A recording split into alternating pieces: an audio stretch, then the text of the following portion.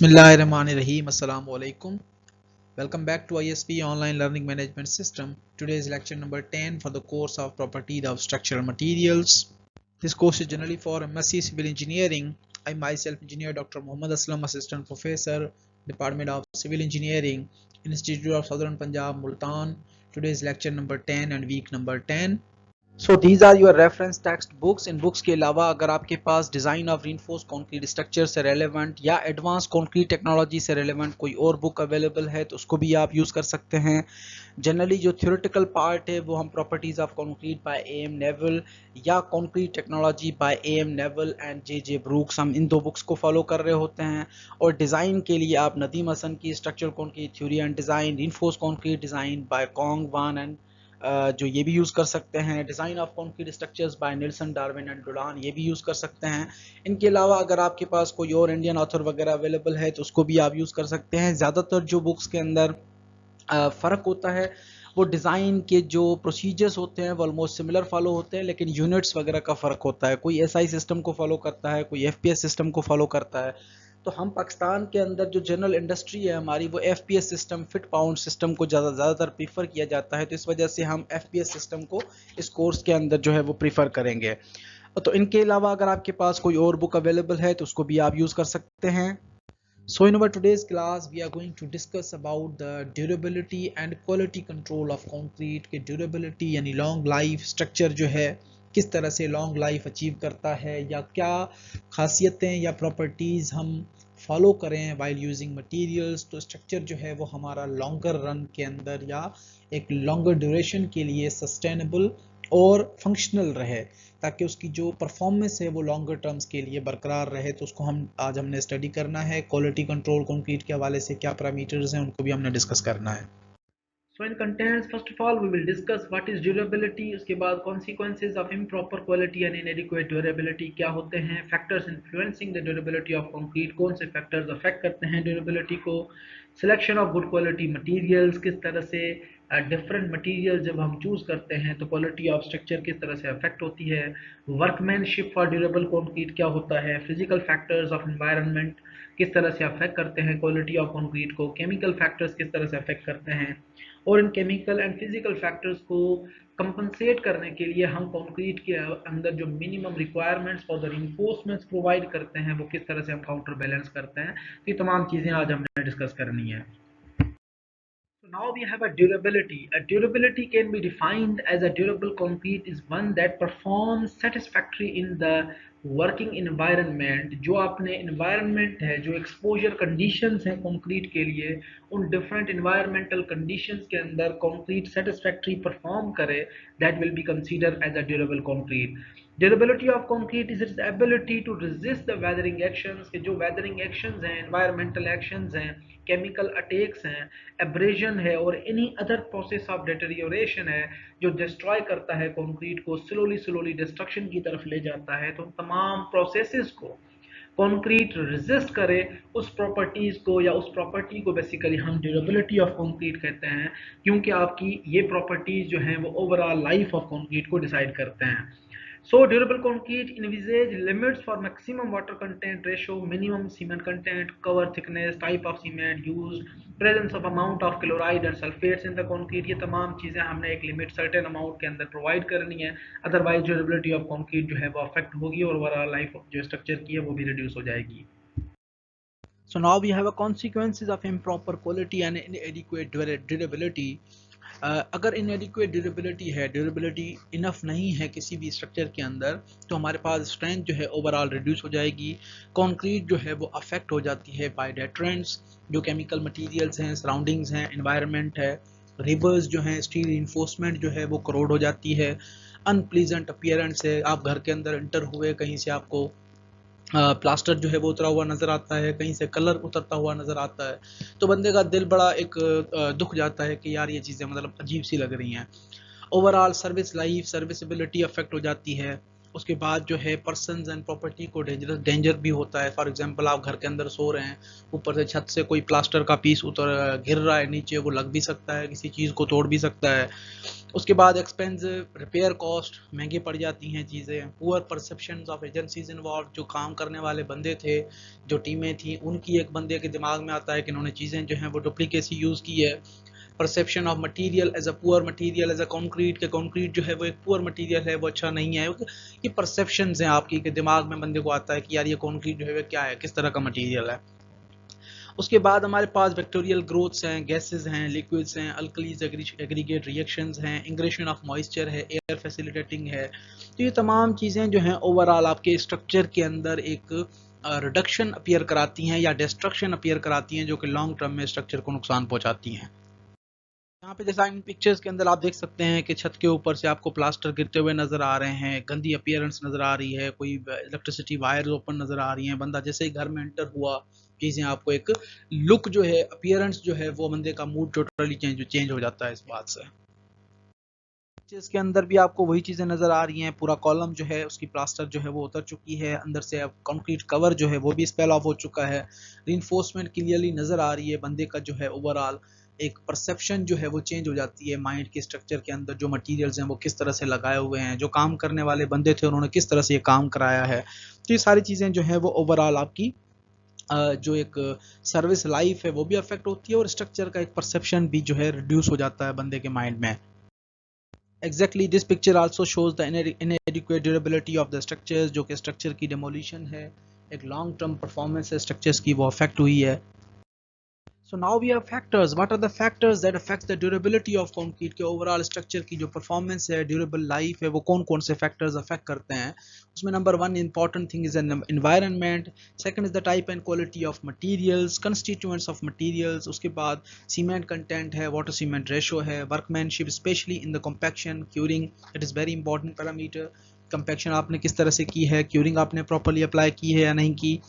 उसके बाद cover to the embedded steel, जो स्टील हमने यूज़ किया है उसके सराउंडिंग में कंक्रीट कवर प्रोवाइड किया है या नहीं, shape and size of the member. तो ये तमाम फैक्टर्स हैं जो कि overall durability of the structure को अफेक्ट करते हैं। So furthermore in factors, durability mainly depends on two factors. Number one is the concrete system and second is the service environment. Concrete system के अंदर कौन से फैक्टर्स हैं, and secondly we have service environment के अंदर कौन से factors हैं। कंक्रीट बनाने के लिए आप जो मटेरियल्स यूज करते हो, quality and quantity of materials to be used, and second is the processes involved in the manufacturing of the concrete, कि वो प्रोसेसेस जिससे आप कंक्रीट बनाते हैं, वो प्रोसेसेस जिससे आप मैन्युफैक्चर कर रहे होते हैं कंक्रीट को, वो तमाम प्रोसेसेस आपकी ओवरऑल स्ट्रक्चर की स्टेबिलिटी को, स्ट्रक्चर की ड्यूरेबिलिटी को अफेक्ट करते हैं। And second important parameters are service environment conditions, के what are the how the environmental conditions basically in terms of physical actions and in terms of chemical actions affect करते हैं overall durability of the structure को। So what are the factors affecting durability of concrete? First we have durability, then we have a concrete system and aggressive environment. concrete system के अंदर हमारे पास materials हैं और processes हैं। Material जो आप use करते हैं, बाइंडर टाइप है, बाइंडर कंटेंट है, एग्रीगेट्स हैं, एडमिक्सचर्स हैं, मिक्स डिज़ाइन जो आप फॉलो करते हैं, प्रोसेसेस के अंदर मिक्सिंग प्रोसीजर्स हैं, ट्रांसपोर्टिंग मेथड्स हैं, कॉम्पैक्शन है, क्यूरिंग है, टेम्परेचर है, प्लेसमेंट ऑफ कंक्रीट है, वर्कमैनशिप ऑफ कंक्रीट है। उसके बाद एग्रेसिव एनवायरनमेंट के अंदर फिजिकल एक्शंस में we have abrasion, erasion, erosion, उसके बाद cavitation, freezing and thawing. Then chemicals के अंदर हमारे पास डिसोल्यूशन आ जाता है, लीचिंग है, एक्सपेंशन है, ऑल्ट्रेशन है। तो ये सारे जो मैकेनिज्म्स हैं ये बेसिकली आपकी overall durability of the structure को अफेक्ट कर रहे होते हैं। So now we have different materials and we will discuss about the materials or their effect on the durability and quality of the concrete. So and what materials basically how they are affecting the quality of concrete, we will discuss about that. So in selection of good quality materials, first of all we will discuss about the cement, कि cement जो आप purchase करते हो वो manufactured जो companies होती हैं वो वेल रेप्यूटेड कंपनीज होनी चाहिए, ताकि हमें जो प्रोडक्ट अचीव हो रहा है उसकी जो रिक्वायर्ड स्पेसिफिकेशंस हैं वो स्टैंडर्ड से मैच करती हों। सेकंड वी हैव रिवर, अगर हम रिवर की जो सैंड वगैरह चूज कर रहे हैं एज अ फाइन एग्रीगेट, तो उसके अंदर जो क्रश्ड मटीरियल्स हैं, एग्रीगेट्स हैं, या एग्रीगेट्स के अंदर जो आपके सिल्ट एंड किले की जो कंटेंट्स हैं वो आपकी 5% से कम होनी चाहिए। उसके बाद हमारे पास जो कोर्स एग्रीगेट हैं वो स्मूथ साइज के नहीं होने चाहिए, उसके बाद इरेगुलर शेप के भी हो सकते हैं, हार्मलेस मटेरियल से फ्री हों, ऑर्गेनिक सब्सटेंसेस से फ्री होने चाहिए, वाटर है जिसकी पीएच वैल्यू 6 to 8 के दरमियान होनी चाहिए, एडमिक्सचर्स आपके रेप्यूटेड मैन्युफैक्चरर से होने चाहिए। उसके बाद एडमिक्सचर का कंपैटिबिलिटी जो है सीमेंट के साथ वो प्रॉपर्ली होनी चाहिए, यानी आप अगर प्लास्टिसाइजर यूज कर रहे हो, रिटार्डर यूज कर रहे हो, एक्सीलरेटर यूज कर रहे हो, तो उसकी स्पेसिफिकेशंस जो है वो मैच करनी चाहिए आपके सीमेंट कंपोजिट्स के साथ। So, उसके बाद हम अनसाउंड मटेरियल्स को डिस्कस करेंगे कि अनसाउंड मटेरियल यानी वो मटेरियल जो आपके जब हम पानी के साथ ऐड करते हैं तो वॉल्यूमेट्रिक चेंज कोई भी अपीयर ना हो मेंबर्स के अंदर। So in unsound material, cement or aggregate is considered unsound when they cause unacceptable volume change. कि जो वॉल्यूमेट्रिक चेंज है मटेरियल के अंदर जो आती है हार्डन कंक्रीट बनने के बाद, अगर आपके मटेरियल जो हैं वो अनसाउंड नहीं होते, साउंड मटेरियल्स हैं, वॉल्यूम चेंज करते हैं, तो स्ट्रक्चर के अंदर ओवरऑल क्रैक्स अपीयर हो जाती हैं। So aggregate containing certain materials such as shale, clay lumps, coals, iron pyrites etc. Show unsoundness later when concrete undergoes wetting and drying और फ्रीजिंग एंड थाइंग। जब आपके डिफरेंट केमिकल और reactive processes, weathering agents processes जब apply होते हैं तो cement के साथ जो आपके एग्रीगेट्स हैं वो भी सीमेंट जो आपकी अनसाउंड होने की वजह से, अगर वीकर मटेरियल्स हैं तो वॉल्यूमेट्रिक चेंजेस भी आ सकती हैं। So more moisture absorption in aggregate is often used as a rough index of the unsoundness. Cement parameters that impact soundness are free lime, magnesium oxide और excess gypsum वगैरह avoid होना चाहिए उस materials के अंदर। So these are some water permissible limits from the codes IS 456 2000। अगर organic impurities हैं पानी के अंदर up to 200 milligram per litre के हिसाब से तो मैक्सिमम अलोएबल लिमिट यही है, इससे ज़्यादा नहीं होने चाहिए। इनऑर्गेनिक अप टू 3000, उसके बाद सल्फेट्स हैं up to 400 milligram per litre, chlorides up to 2000 for concretes not containing embedded steel and 500 milligram per litre for reinforce concrete. जो कि आपका रीइंफोर्स कंक्रीटिंग वर्क है उसके अंदर आपकी लिमिटेशंस जो है वो 500 मिलीग्राम पर लीटर हैं। उसके बाद सस्पेंडेड पार्टिकल्स हैं, अगर सस्पेंडेड पार्टिकल्स अवेलेबल भी हैं पानी में तो वो 2000 मिलीग्राम पर लीटर के हिसाब से इंटेंसिटी जो है इससे ज़्यादा नहीं होनी चाहिए। So after that we have impact of water cement ratio on durability of concrete के पानी का जो कंटेंट है जितना आप ऐड करते हो अपने हमारे मिक्सचर के अंदर तो वो ओवरऑल ड्यूरेबिलिटी को किस तरह से अफेक्ट करता है। So permeability is the contributing factor for volume change and higher water cement ratio is the fundamental cause of higher permeability। अगर पानी permeability जो है कंक्रीट के अंदर से पानी का सीपेज जो है वो बेसिकली डिपेंडेंट है वाटर सीमेंट रेशो के ऊपर। अगर आप पानी बहुत ज़्यादा यूज़ करते हैं तो वो कैपिलरी वाटर जो कैपिलरीज के अंदर प्रेजेंट होता है यही वाटर आपका बाद में एवापोरेट होकर कंक्रीट के अंदर डिफरेंट पोर्स जनरेट करता है। So use of higher water cement ratio, higher will be permeability, volume change के चांसेस भी बहुत ज़्यादा हैं, क्रैक्स के अपीयर होने के चांसेस भी ज़्यादा हैं, डिसइंटीग्रेशन इन कंक्रीट भी होती है, failure of concrete in cyclic process in concrete कि जब साइक्लिक प्रोसेस अपीयर होता है, रिपीटेशन ऑफ लोड्स अपीयर होती हैं तो फेलियर के चांसेस भी बहुत ज़्यादा बढ़ जाता है। So furthermore, we have a durable concrete use the lowest possible water cement ratio is the fundamental requirement to produce dense and impermeable concrete। कि अगर आप एक denser और impermeable concrete बनाना चाहते हैं तो required permissible water cement ratio जो है वो आपने कम से कम प्रोवाइड करना है। इवन वाटर सीमेंट रेशो को कंट्रोल करने के लिए हमारे पास somehow जो है वो मॉडर्न सुपर प्लास्टिसाइजर्स भी अवेलेबल हैं based on base are so efficient that it is possible to make flowing concrete with the water cement ratio as low as possible up to 0.31 or even as low as up to 0.29 with increased slump more than 250 millimeters। क्या आप अगर water cement ratio 0.29 या 0.31 तक रख के भी different super plasticisers वगैरह use करके भी वर्केबिलिटी आप अचीव कर सकते हैं up to 250 millimeters। So now here we have a graph. Number one is the relationship between permeability and capillaries porosity. Capillaries porosity जो है वो किस तरह से बढ़ती है, जितना आप वाटर कंटेंट ओवरऑल कैपिलरीज जितनी बढ़ जाती हैं उस हिसाब से आपका जो है वो परमिएबिलिटी के चांसेस भी बढ़ जाते हैं। इसी तरह से वाटर सीमेंट रेशो जितना आप इंक्रीज करते हैं परमिएबिलिटी के चांसेस भी इंक्रीज हो जाते हैं। So that was the materials जो कि ड्यूरेबल कंक्रीट बनाने के लिए हमारे पास स्पेसिफिक गाइडलाइंस क्या है मटेरियल्स के हवाले से। अब हम डिस्कस करते हैं कंक्रीट के मैन्युफैक्चरिंग प्रोसेसेस किस तरह से अफेक्ट करते हैं ड्यूरेबिलिटी ऑफ कंक्रीट को। उसके बाद हमारे पास है वर्कमैनशिप फॉर ड्यूरेबल कंक्रीट, कि जब आप कंक्रीट बनाते हैं तो डिफरेंट प्रोसीजर्स हम फॉलो करते हैं। वो हमने ऑलरेडी प्रीवियस क्लासेस के अंदर डिस्कस किया था कि बैचिंग के अंदर हम डिफरेंट प्रोपोर्शंस या मटेरियल्स की जो मिक्स प्रोपोर्शनिंग है वो किस तरह से करते हैं, क्या डिज़ाइन प्रोसीजर्स हम फॉलो करते हैं, रिक्वायर्ड स्टैंडर्ड्स हमें क्या कहते हैं, उसकी लिमिटेशंस क्या होती हैं। उसके बाद मिक्सिंग के different methods, by weight mixing and by volume mixing हमने डिस्कस किए। उसमें जो एक्यूरेट मेथड था वो भी हमने डिस्कस किया, क्या एडवांटेजेस हैं और एज कम्पेयर टू पाकिस्तान हम किस तरह से स्टैंडर्ड्स वगैरह को प्रॉपरली फॉलो भी करते हैं और समहाउ हम ओवरलैप भी कर जाते हैं चीज़ों को, तो वो हमने डिस्कस किया। उसके बाद ट्रांसपोर्टेशन के हमने तकरीबन राउंड 10, 12, 15 मेथड्स हमने डिस्कस किए कि आप कौन से इंडस्ट्री के अंदर methods for transporting concrete use करते हैं।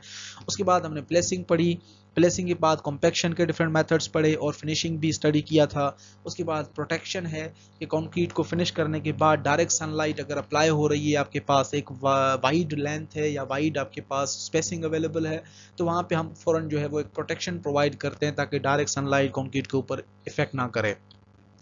उसके बाद थोड़ा सा कंक्रीट हार्ड हो जाता है, 6-10 आवर्स के बाद हम क्यूरिंग वगैरह भी स्टार्ट कर लेते हैं। क्यूरिंग का प्रोसेस जो है वो हीट ऑफ हाइड्रेशन के लिए नेसेसरी है ताकि जो प्रोवाइडेड वाटर है हीट ऑफ हाइड्रेशन के मैकेनिज्म के दौरान जो स्ट्रेंथ डेवलपमेंट प्रोसीजर है उसके अंदर हीट ऑफ हाइड्रेशन आपका एक स्ट्रॉन्ग या कंक्रीट को हार्डर प्रॉपर्टीज गेन करने में हेल्प करता है।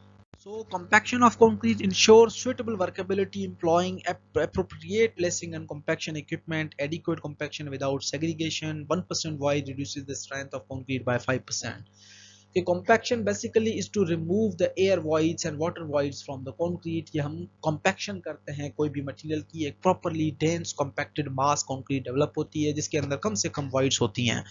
अगर आपके पास voids बहुत ज़्यादा हैं या ओवर कॉम्पैक्शन आप कर जाते हैं तो उसके अंदर भी कंक्रीट की प्रॉपर्टीज ओवरऑल अफेक्ट होती हैं। ओवर कॉम्पैक्शन से भी अवॉइड करना है। कॉम्पैक्शन के डिफरेंट मेथड्स, प्रोसीजर्स, क्या थंब रूल्स हम फॉलो करते हैं इंडस्ट्री के अंदर, वो हम ऑलरेडी डिस्कस करा है प्रीवियस लेक्चर्स के अंदर। और कोड क्या कहते हैं कि अगर 1% वॉइड्स रह जाते हैं कंक्रीट के अंदर तो आपकी ओवरऑल जो स्ट्रेंथ है वो अराउंड 5% रिड्यूस हो जाती है और 1 to 8% दरमियान जो है आपके वॉइड्स जो है प्रेजेंट होते हैं कंक्रीट के अंदर।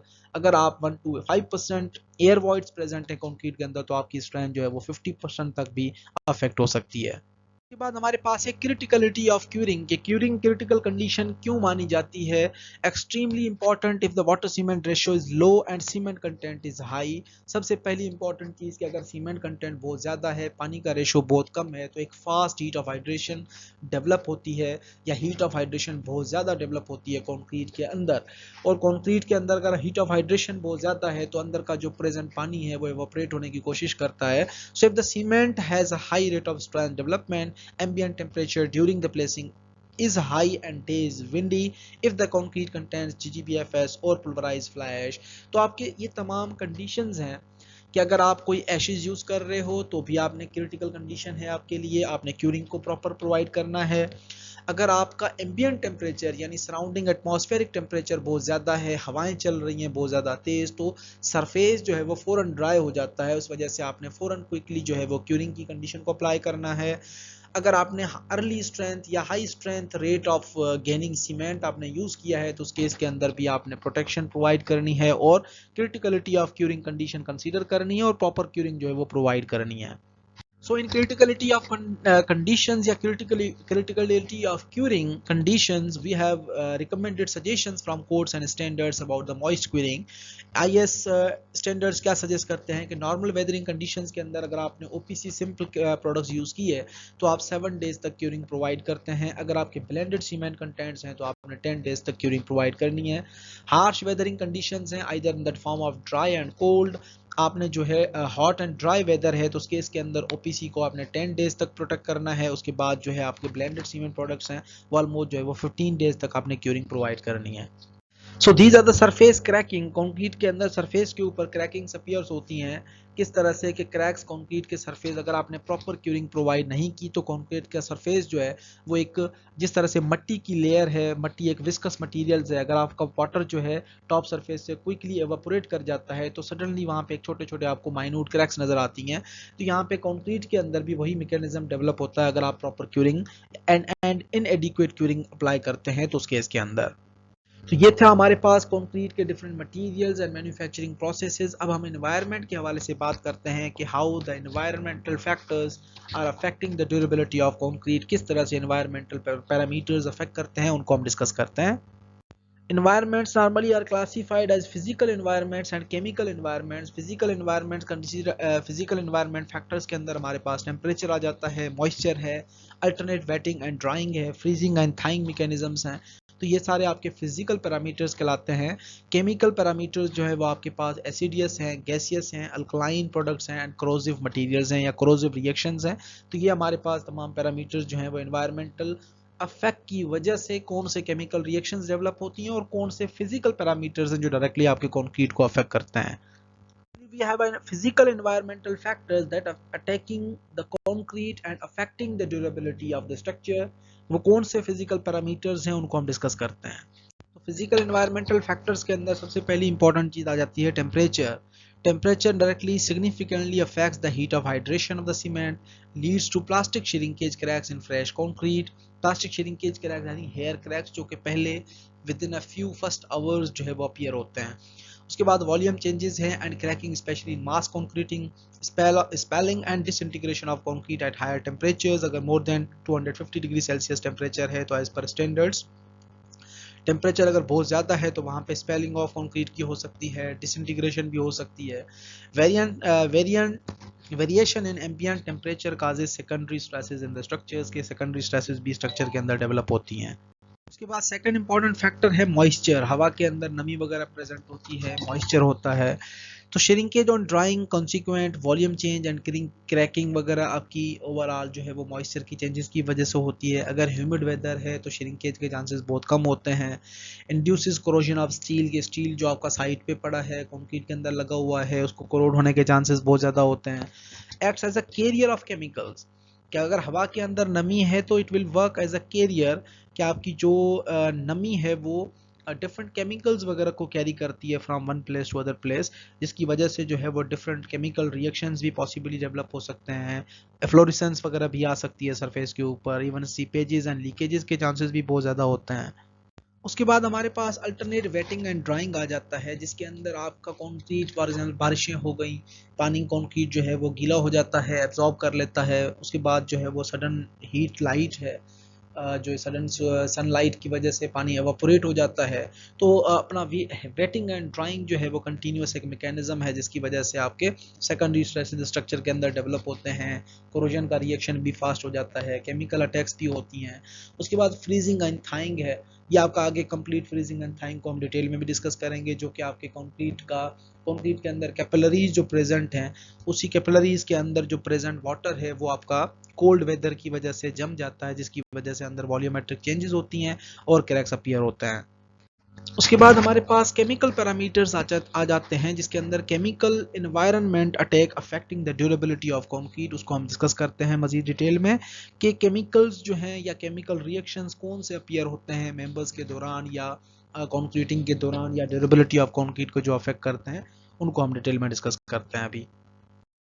So in chemical action, when we are dealing with durability, जब हम ड्यूरेबिलिटी की बात करते हैं, chemical attack which results in volume change, cracking and consequent deterioration of concrete becomes a major cause of concern, कि जब हम ओवरऑल ड्यूरेबिलिटी की बात करते हैं तो केमिकल जो रिएक्शंस हैं वो हमारे लिए बहुत ज़्यादा इंपॉर्टेंस रखते हैं। टाइप्स ऑफ केमिकल अटैक कौन कौन से हो सकते हैं, सच एज सल्फेट अटैक है, अल्कली एग्रीगेट रिएक्शन है, क्लोराइड आयन अटैक है, कोरोजन है, कार्बोनेशन है, एसिड अटैक है और effect on concrete in sea water. जब आप सी वाटर वगैरह या समंदर के नज़दीक कहीं कंक्रीटिंग कर रहे होते हैं तो वहाँ पे भी हमारे पास डिफरेंट जो साल्ट्स प्रेजेंट हैं सी वाटर के अंदर वो एक्टिव हो जाते हैं या एक्टिवेट होकर केमिकल रिएक्शंस डेवलप कराते हैं हमारे कंक्रीट के साथ। So first important thing, we have a sulfate attack. Sulfate attack denotes an increase in the volume of cement paste in concrete or mortar due to chemical action. क्या आप sulphate attack जो है एक increase in volume of cement paste, यानी कि cement paste आप जब बढ़ा देते हैं किसी भी मोटर या कंक्रीट के अंदर तो वहाँ पे केमिकली रिएक्शन जो डेवलप होते हैं, production of cement and solution containing the sulphates and also sodium, magnesium and chlorides वगैरह। तो वहाँ पे कुछ ऐसे केमिकल्स प्रेजेंट हों ऑलरेडी एग्रीगेट्स के साथ, कोई सल्फेट मटेरियल्स हों, सोडियम हो, मैग्नीशियम हो या क्लोराइड्स वगैरह हो, तो उनके साथ हीट ऑफ हाइड्रेशन के जो कंपोनेंट्स होते हैं वो रिएक्ट कर लेते हैं. So in hard and base calcium aluminate hydrate CaH can react with the sulfate salt from outside. Product of reaction is calcium sulfoaluminate. एक हमारे पास CSH डेवलप होता है कैल्शियम सिलिकेट हाइड्रेट और दूसरा CaH कंपोनेंट डेवलप होते हैं जिनको हम कैल्शियम एल्यूमिनेट हाइड्रेट कहते हैं. तो बाहर से जो एक्सटर्नल केमिकल्स हैं वो जब रिएक्ट करते हैं हमारे मटेरियल्स के साथ सल्फेट्स वगैरह तो कैल्शियम सल्फो एल्यूमिनेट जो है वो जनरेट होता है which can cause an increase in volume up to 227%. कि ये आपके जो कंपोनेंट्स हैं वो कंक्रीट की वॉल्यूम को सिग्निफिकेंटली इंप्रूव कर देते हैं जिसकी वजह से अराउंड 227% जो है वो इंक्रीज हो जाता है volume. So rate of sulphate attack increases with the saturated sulphate solution. A saturated solution of magnesium sulphate can cause serious damage to concrete with high water cement ratio. So, अगर जो sulphate attack appear हो जाता है कहीं पे तो how to what are the methods to control the sulphate attack. So first of all अगर method हमें लगता है कि वहाँ पे सल्फेट अटैक के चांसेस बहुत ज़्यादा हैं तो आप SRC सीमेंट वगैरह भी यूज़ कर सकते हैं. क्वालिटी ऑफ कंक्रीट को इम्प्रूव कर सकते हैं by well designed and compacted dense concrete बना के. उसके बाद जो है एयर एंट्रेनमेंट वगैरह भी आ जाती है आपके पास, इंट्रोड्यूस कराई जा सकती है. यूज़ ऑफ पोजोलेनिक मटेरियल्स वगैरह. उसके बाद हाई प्रेशर स्टीम क्यूरिंग वगैरह भी आप यूज़ कर सकते हैं and use of high alumina cement content भी आप यूज़ करते हैं. उसके बाद हमारे पास सेकंड इंपॉर्टेंट चीज़ आ जाती है alkali aggregate reaction. Alkali from cement reacts with reactive silica of aggregates. अगर एग्रीगेट के साथ कोई डिफरेंट सिलिशियस मटेरियल्स अवेलेबल है, सिलिका है, साल्ट्स वगैरह हैं, to form alkali silica gel of unlimited swelling type. और एग्रीगेट के साथ अगर सिलिका प्रेजेंट है तो एक अनलिमिटेड स्वेलिंग टाइप जो है एक मटेरियल जनरेट होता है जिसकी बाद में जो है हमारे पास the continuous growth of silica gel exerts osmotic pressure within the concrete. वो अंदर से जो है जैसे एक्सपेलिंग होती है, जैसे मटेरियल आपके बढ़ते जा रहे हैं वॉल्यूम के अंदर तो वहां से अंदर कंक्रीट को वो अपना डल्ज करना शुरू करते हैं. ऑस्मोटिक एक प्रेशर डेवलप होता है पानी की तरह. This manifests into cracking and bulging of concrete. और वो आहिस्ता आहिस्ता कंक्रीट को बल्ज कर देते हैं, ओपन कर देते हैं या जो है वो फूलना स्टार्ट हो जाता है concrete. So occurrence is due to high alkali content in cement more than 0.6%, reactive silica in aggregate and availability of moisture, silica gels and जो है वो अल्कली कंटेंट्स आपस में मिलके ये एक प्रोडक्ट डेवलप कर रहे होते हैं जिस रिएक्शन को बेसिकली हम अल्कली एग्रीगेट रिएक्शन कंसीडर करते हैं. अगर ऐसा केस आ जाता है जिसके अंदर आपके पास ऐसे एग्रीगेट यूज करने पड़ रहे हैं जिसके अंदर अल्कली एग्रीगेट रिएक्शन के चांसेस बहुत ज़्यादा होते हैं तो हम वहाँ पे रिमीडियल मेजर्स जो फॉलो करते हैं वो नॉन रिएक्टिव एग्रीगेट्स वगैरह उस जोन के अंदर हम यूज़ करते हैं फ्रॉम अल्टरनेट सोर्सेज. उस सोर्स जिस सोर्स के आप एग्रीगेट पहले से यूज़ कर रहे थे उसको हमने चेंज कर दिया. उसके बाद लो अल्कली सीमेंट्स वगैरह प्रोवाइड करते हैं. सीमेंट कंटेंट कंक्रीट के अंदर रिड्यूस कर देते हैं और पोजोलेनिक मटेरियल स्लैग और silica fume type other materials हम यूज़ करते हैं. उसके बाद control on service condition, limiting degree of saturation of concrete कि जो मॉइस्चर प्रेजेंट है, पानी अगर टच कर रहा है कंक्रीट को तो उसको कम से कम मिनिमाइज किया जाए. इस तरह से हमारे पास सल्फेट्स और अल्कलीज थी. इसी तरह से क्लोराइड्स आ जाते हैं. Chlorides in concrete increases the risk of corrosion. Steel की करोजन जो है वो बढ़ जाती है. Higher chloride content on exposure to warm moist conditions increase the risk of corrosion. ये भी बढ़ जाती है रिस्क ऑफ करोजन भी. To minimise the chances of corrosion the level of chlorides in concrete should be minimised. Total amount of chloride content in concrete at the time of placing is suggested by different standards. की तरफ से जो ranges वगैरह मिली हुई हैं उनको हमने follow करना है. उसके बाद हमारे पास है मेथड्स टू कंट्रोल क्लोराइड्स कि हम क्लोराइड्स को किस तरह से कंट्रोल करते हैं. Chlorides in cement to be less than 0.1% maximum and जो है और 0.05% हम अलो करते हैं only in the case of prestressing. कि प्रीस्ट्रेसिंग के अंदर जो आपके लॉसेस हैं वो कोरोजन का एक छोटा सा जो डॉट है वो ओवरऑल उसकी परफॉर्मेंस जो है प्री स्ट्रेसिंग की उसको अफेक्ट करता है. तो इस वजह से हमने वहाँ पे लिमिटेशंस है हमारे पास. Chlorides in water to be less than 2000 milligram per litre for जो है वो प्लेन कंक्रीट एंड जो हमारे पास 500 तक हैं वो रीइंफोर्स्ड कंक्रीट के लिए अवेलेबल हैं. Chlorides in aggregates are generally not encountered but encountered aggregates के क्लोराइड्स जो है वो हम नॉर्मली कंसीडर नहीं करते. It's a good practice to wash and wash sand containing salt more than 3%. Chloride traces are also found in chemical admixtures chloride free admixture should be generally preferred, कि जो Sands हैं, materials हैं, aggregate जो हमने use किए, chlorides जो आपके admixtures के अंदर हैं, तमाम चीज़ें आपकी एक अवेलेबल रेंजेस या लिमिट्स के अंदर होनी चाहिए, अदरवाइज जो है वो आपका ये एक डेंजरस टाइप जो है वो फेल्यूर अपीयर कराते हैं। उसके बाद है कोरोजन। अब कोरोजन बेसिकली एक इलेक्ट्रोकेमिकल प्रोसेस है जिसके अंदर एक मैकेनिज्म डेवलप होता है, क्योंकि स्टील की बार जो है वो एक एंड उसका इलेक्ट्रोड एज अ कैथोड के तौर पे एक्ट कर रहा होता है, एक एज एन एनोड के तौर पे एक्ट करता है, और पानी जो है वो एक इलेक्ट्रोलाइटिक मटेरियल है जिसके जरिए से एज अ इलेक्ट्रोलाइट जो है वो वाटर के तौर पे, वाटर जो है इलेक्ट्रोलाइट एक्ट कर रहा होता है। तो एनोड जोन के ऊपर आयरन के जो कंपोनेंट्स हैं वो E2 E माइनस में और Fe+2 के जो दो कंपोनेंट्स वगैरह बनाते हैं, जिनको हम आयनिक फॉर्म जो है उसको हम स्टील या इलेक्ट्रॉन्स वगैरह जो रिलीज करते हैं उसको हम एनोड एंड के ऊपर कलेक्ट करते हैं। इसी तरह से कैथोड एंड के ऊपर जो रिएक्शन डेवलप होता है उसको हम हाइड्रोक्साइल आयन वगैरह कहते हैं, जिसमें OH आयन्स वगैरह होती हैं।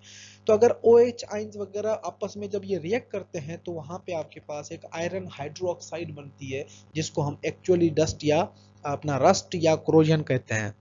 और अगर कंक्रीट और रिइंफोर्स कंक्रीट के अंदर प्रेजेंट जो स्टील है वो कोरोड हो जाता है, तो ओवरऑल आपका जो कंक्रीट कवर है, जो रिइंफोर्समेंट के नीचे वाले जो प्रोटेक्शन लेयर है वो सारी की सारी स्पेल ऑफ हो जाती है, जिसकी वजह से आपकी एक अनप्लीजेंट लुक होता है, स्ट्रक्चर डिमोलिश होना शुरू हो जाता है, डिटेरियोरेशन ऑफ द स्ट्रक्चर जो है वो स्टार्ट हो जाती है, और फाइनली स्ट्रक्चर जो है आपका एक नॉन ड्यूरेबल स्ट्रक्चर जो है वो कंसीडर होता है।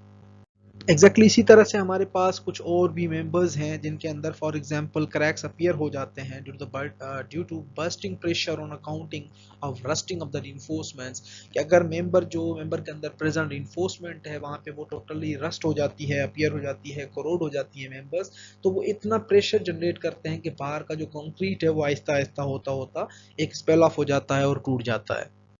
So methods of controlling corrosion, उसके अंदर हमारे पास है limit the chlorides in water, cement, superplasticisers ETC to the acceptable levels, कि जो आपने पानी यूज़ किया है उस पानी के अंदर जो क्लोराइड्स का कंटेंट है या सीमेंट के अंदर है, प्लास्टिसाइजर सुपर प्लास्टिसाइजर्स के अंदर है, उनको एक एक्सेप्टेबल रेंज के अंदर लाना होगा।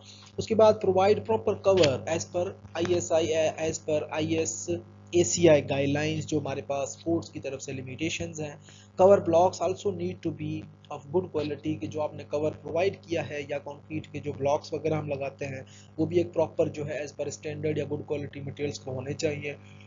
उसके बाद concrete should B properly compacted, कि जो आपने कंक्रीट लगाई है या यूज़ की है वो प्रॉपर्ली कॉम्पैक्ट होनी चाहिए। उसके बाद डेंस मटेरियल या इम्परमिएबल वाटरप्रूफ कंक्रीट होनी चाहिए, है प्रोटेक्टिव कोटिंग्स वेयरेबल सुइटेबल। उसके बाद ensure proper and timely maintenance of the structure, अगर आपने स्ट्रक्चर सिर्फ बना दिया उसके बाद उसको हमने रिलीज कर दिया, छोड़ दिया, यूज़ कर रहे हैं, प्रॉपर मेंटेनेंस वगैरह हमने प्रोवाइड नहीं की, तो वहाँ पे भी आपके जो गैप्स वगैरह आपको नज़र आ रहे हैं स्ट्रक्चर के अंदर, उनकी प्रॉपर जो है फिलिंग वगैरह हो जानी चाहिए, ताकि जो ह्यूमिड वेदर है या वाटर जो प्रेजेंट है एटमॉस्फेयर के अंदर विद डिफरेंट केमिकल्स वो एब्जॉर्ब हो जाता है स्ट्रक्चर के अंदर, और जिसकी वजह से डिफरेंट रिएक्शंस वगैरह डेवलप होती हैं। So after that we have carbonation of concrete. अब कार्बोनेशन का मैकेनिज्म क्या होता है कि कार्बन डाइऑक्साइड जो हवा में मौजूद है वो पानी के साथ एक रिएक्शन बना के कैल्शियम हाइड्रोक्साइड कंपोनेंट्स जो डेवलप होते हैं उनके साथ वो कैल्शियम कार्बोनेट्स बनाती है। So in the presence of moisture carbonic acid is form which reduces the alkalinity of concrete. So pH value of concrete varies between या reduces from 12.5 to 9, thus destroying the protective layer and exposing the steel to corrosion। कि आपका जो carbon dioxide है वो react करता है different component moisture के, पानी के कंपोनेंट्स के साथ, उसके बाद कैल्शियम कार्बोनेट्स बनते हैं, और ओवरऑल कंक्रीट के अंदर जो pH वैल्यू है वो रिड्यूस हो जाती है। तो इस वजह से कंक्रीट का जो कवर है वो आपका स्पेल ऑफ हो सकता है, स्टील जो है वो आपकी अफेक्ट हो सकती है, प्रॉपर्टीज डैमेज हो सकती हैं। तो rate of carbonation depends upon the relative humidity, grade of concrete, permeability of concrete and depth of cover and time. This picture shows the measurement of depth of carbonation, जिसके अंदर आपको हम solution apply करते हैं different, और यहाँ पे हमें जो पिंक कलर नजर आ रहा है ये अनअफेक्टेड जोन है, और जो आपका अदर सरफेस नजर आ रहा है ये आपका अफेक्टेड जोन है जिसके अंदर कार्बोनेशन प्रोसेस जो है वो अपीयर हुआ है। ये हमारे पास थोड़ी कार्बोनेशन की मज़ीद एक्स्ट्रा डिटेल्स हैं, तकरीबन जो ऑलरेडी डिस्कस कर आए थे। एटमॉस्फेयर से जो है वो डिफरेंट गैसेस वगैरह इंटरप्ट होती हैं, कंक्रीट के अंदर एब्जॉर्ब होती हैं विद द मॉइस्चर, और हमारे पास कार्बोनेशन प्रोसेस जो है वो डेवलप होता है। इसकी वजह से पानी का जो पीएच वैल्यू है वो डायरेक्टली अफेक्ट होता है। कंक्रीट का total pH value overall around 12 point something होता है, जो कि रिड्यूस हो जाता है, जिसकी वजह से कार्बोनेशन प्रोसेस डेवलप होती हैं। उसके बाद हमारे पास है स्टील इन पैसिविटी कंडीशन कि concrete is under continuous attack by aggressive environmental agencies. Aggressive environmental agencies कहने से मकसद कि आपका जो वाटर प्रेजेंट है, आपका जो ह्यूमिड एयर है जिसके अंदर आपके डिफरेंट कंपोनेंट्स एब्जॉर्ब हो जाते हैं पानी के अंदर, तो उस वजह से कंटिन्यूअसली आपकी कंक्रीट जो है वो अंडर प्रेशर है from the highly dangerous substances. तो good concrete and sufficient cover is the answer for durability, कि अगर आप ड्यूरेबिलिटी को प्रोवाइड करते हैं तो आपने एक प्रॉपर कवर जो है वो प्रोवाइड करना है। यहाँ पे आप देख सकते हैं कि हमने एक प्रोटेक्शन कवर जो प्रोवाइड किया है, तो अगर इन्वायरमेंट से डिफरेंट केमिकल्स एडमिक्सचर्स वगैरह जब रिएक्ट करते हैं कंक्रीट के अंदर, तो अगर आपका प्रॉपर कवर है तो यहाँ पे आपके हाफ कवर तक जो है वो मटेरियल जो है वो रिएक्ट करते हैं, अंदर वाली जो लेयर है वो प्रोटेक्ट कर जाती है। अगर आप प्रोटेक्ट कवर प्रोवाइड ही कम करते बहुत, तो उस केस में रिएक्शन जो है वो डेवलप हो सकते थे। उसके बाद हमारे पास एसिड अटैक आ जाता है। एसिड अटैक के अंदर concrete is not fully resistant to acids depending upon the type and concentration of acid. Oxalic acid and phosphorus acid basically are harmless, and the most vulnerable part of the cement hydrates calcium hydroxide और CSH component जो हैं वो attack होते हैं with some types of acids. उसके बाद concrete can be attacked by liquids with pH value less than 6.5। अगर आपका एसिड जो है वो एसिड की pH वैल्यू जो है वो बहुत कम है, तो उस केस के अंदर जो है वो रिएक्टिव ज़्यादा होते हैं, but the attack is severe only at the pH value below 5.5। अगर 5.5 से 6.5 के दरमियान है तो सम केसेस में एसिड जो है वो कम रिएक्ट करते हैं, लेकिन 5.5 से कम है तो वहाँ पे अटैक जो है वो बहुत ज़्यादा सीवियर होता है। Even at the value of pH value less than 4.5 the attack is considered as a very severe condition. Furthermore, the cement compounds are generally broken down and leached away, के component जो है वो leaching process के जरिए break हो जाते हैं, components टूट जाते हैं। If acids are able to reach the reinforcing steel through cracks, corrosion can occur leading to a further cracking. तो आपके जो एसिड्स वगैरह हैं, कोई भी सब्सटेंसेस हैं, वो रिइंफोर्समेंट तक पहुंचते हैं तो वो कंडीशन और ज़्यादा सीवियर हो जाती है। हमने देखा कि डिफरेंट जो केमिकल एडमिक्सचर्स हैं, केमिकल्स हैं, एनवायरमेंटल वेदरिंग एजेंट्स हैं, वो हमारे कंक्रीट के ऊपर डायरेक्टली अटैक करने की कोशिश कर रहे हैं, जिसकी वजह से जो हम रिइंफोर्समेंट को प्रोटेक्शन लेयर या कवर प्रोवाइड करते हैं उस हवाले से हम डिस्कस करते हैं मजीद।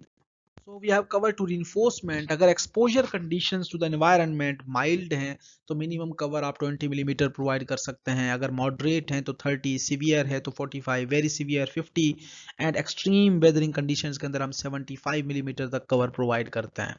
So for main reinforcement up to 12 millimeter dia, for mild exposure the nominal cover may be reduced by 5 millimetre. आप 5 मिलीमीटर से रिड्यूस भी कर सकते हैं, unless specified otherwise actual concrete cover should not be deviated from the required nominal cover plus minus plus 10% और 0 millimetre, plus 10 millimetre और 0 millimetre. उसके बाद हमारे पास है इफेक्ट ऑफ अदर मटेरियल्स, के अगर ड्यूरेबिलिटी फैक्टर को हम कंसीडर करें तो मिनरल ऑयल्स भी आपके इफेक्ट करते हैं ड्यूरेबिलिटी को, ऑर्गेनिक एसिड्स हैं, वेजिटेबल एंड एनिमल्स ऑयल्स हैं, फीड्स वगैरह हैं। जैसे आपने अक्सर नोट किया होगा, रोड्स वगैरह हैं उन पर रात को नाइट को कोई एनिमल्स वगैरह सामने आ जाते हैं, एक्सीडेंट हो जाता है, उनका ब्लड वगैरह गिरता है, तो ये चीज़ें आहिस्ता आहिस्ता डिटेरियोरेट कर रही होती हैं मेंबर्स को। शुगर्स हैं और सीवेज एक्शंस हैं, कोई सीवरेज वगैरह के पाइप्स हैं वहाँ से लीकेज वगैरह अगर होती है, तो ये भी चीज़ें ओवरऑल परफॉर्मेंस को, ओवरऑल जो हमारे स्ट्रक्चर है उनकी ड्यूरेबिलिटी को अफेक्ट करता है। उसके बाद हमारे पास फायर रेजिस्टेंस है। The fire resistance not only dependent upon the type of concrete but also depend on the thickness of the cover to reinforcement. क्या आपकी फायर है, अगर खुदा ना खास्ता किसी स्ट्रक्चर के अंदर कोई आग वगैरह लग जाती है, तो उस केस के अंदर जो आपके कंक्रीट कवर है वो प्रोटेक्ट कर रहे होते हैं अंदर वाले स्टील को। Effect of temperature on the strength of concrete is not too much is not much up to the temperature about 250 degree Celsius temperature के। आपको कंक्रीट का जो टेम्परेचर है, स्ट्रेंथ आपकी अफेक्ट होती है जब 250 डिग्री सेल्सियस टेम्परेचर अगर वहाँ तक पहुँचता है। अगर उसके अंदर ही टेम्परेचर है तो इतनी खास स्ट्रेंथ जो है वो कंक्रीट की अफेक्ट नहीं होती। उसके बाद हमारे पास हैं issues for concrete in aggressive environment, contaminants and soil water like sulphates, chlorides, effluents etc highly affect the durability of concrete. उसके बाद हमारे पास लिमिटेशन जो है वह एसआरसी सीमेंट वगैरह यूज किया जाए उन रीजन्स के अंदर। उसके बाद आपके पास हैवी रिडक्शन है इन द हेडरूम और space due to the large depths of the beam, limitation of OPEC leading to the weak micropore structure। उसके बाद large dimensions of columns in particular leads to space constraints। तो ये somehow conditions और guidelines हैं कि अगर आपके पास columns हैं larger size में तो आपको larger area required होता है, beam आपके deeper हैं, SRC cement available नहीं है, chlorides वगैरह, तो वहाँ पे limitations आ जाती हैं, या OPC है normally ordinary Portland cement जो कि वीक पोर स्ट्रक्चर देता है। तो हर कॉन्स्टेंट्स के अंदर, लिमिटेशंस के अंदर हमें एक प्रॉपर तरीके से जो है वो डील करना है और कंक्रीट की जो ड्यूरेबिलिटी है उसको मेंटेन रखने के लिए। So now we have a construction process analysis. उसके अंदर हम सबसे पहले इमेजिन करते हैं कि हमारा जो प्रोजेक्ट है वो किस तरह से चलता है। कंक्रीट के अंदर जो ड्यूरेबिलिटी है वो भी एग्जैक्टली इसी तरह से what we think it is and what it should be and what it really actually is and what it could be. तो ये हमारे पास कंडीशंस होती हैं कि हम एक प्रॉपर तरीके से किस तरह से चीज़ों को अप्लाई करते हैं ड्यूरेबिलिटी को कंट्रोल करने के लिए। हमें चीज़ें नज़र एक तरह से आ रही होती हैं, ओवरऑल उनका बिहेवियर जो है वो डिफरेंट होता है, इस वजह से ओवरऑल परफॉर्मेंस भी अफेक्ट हो जाती है। So now we have 5 gaps in service quality. Number 1 is the consumer expectations and management perception. उसके बाद second is the management perception to the service quality specification. उसके बाद हमारे पास है service delivery and then we have a perceived service. उसके बाद हमारे पास है कंज्यूमर्स एक्सपेक्टेशंस कि रियलिटी जो आपकी चीज़ें हैं, डिफरेंट जो प्रोडक्ट्स अवेलेबल हैं उनको हम जब यूटिलाइज करते हैं तो एक ओवरऑल एक्सपेक्टेशंस क्या हैं, मैनेजमेंट हमारी क्या है, उसके बाद डिलीवरी किस तरह से हम प्रोवाइड करते हैं, उसके बाद एक परसीव्ड सर्विस हमें क्या अचीव होती है and then we have a consumers expectation. तो सब हमें एक्सपेक्टेशन के हिसाब से चीज़ें मिल रही होती हैं। That's all for today, thank you very much.